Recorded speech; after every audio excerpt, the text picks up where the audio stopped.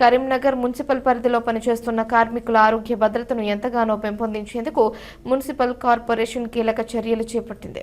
ఈ మేరకు కార్మికులకు ప్రత్యేక వైద్య పరీక్షలు, ఆరోగ్య సేవలు అందించేందుకు వైద్య శిబిరాలను నిర్వహిస్తున్నట్లు అధికారులు వెల్లడించారు.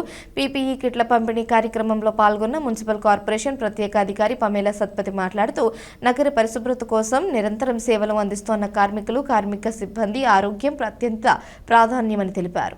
ఎంసీ గారు చెప్పినట్టు నేను మళ్ళీ ఆ విషయాలు రిపీట్ చేయను, కానీ కొన్ని గ్యాప్స్ ఏంటంటే శానిటేషన్లో కానీ మున్సిపాలిటీలో ముఖ్యంగా మనకి బదిలీ వర్కర్స్ ఫార్మల్గా ఇన్ఫార్మల్గా ఉంటారు.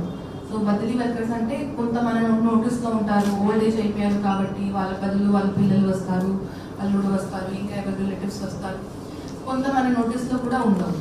ఇక్కడ మున్సిపాలిటీ కాబట్టి డైరెక్ట్గానే కమిషనర్ గారిని అప్రోచ్ అయ్యి నేను ఇది చేయలేకపోతున్నాను, నా వల్ల అయితే లేదు, మా బదులు మా అల్లుడికి కానీ, మా తమ్ముడికి కానీ, నా కొడుకుకి కానీ, కోడలికి కానీ ఇవ్వండి ఈ జాబ్ అని చెప్పి ఫార్మల్గా ఎవరికి లంచం ఇవ్వాల్సిన అవసరం లేదు, ఎవరికి పర్సెంటేజ్ పంచుకోవాల్సిన అవసరం లేదు.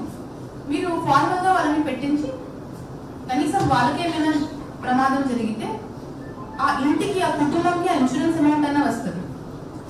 ఇంకొకటి అంటే ఇప్పుడు చాలా మంది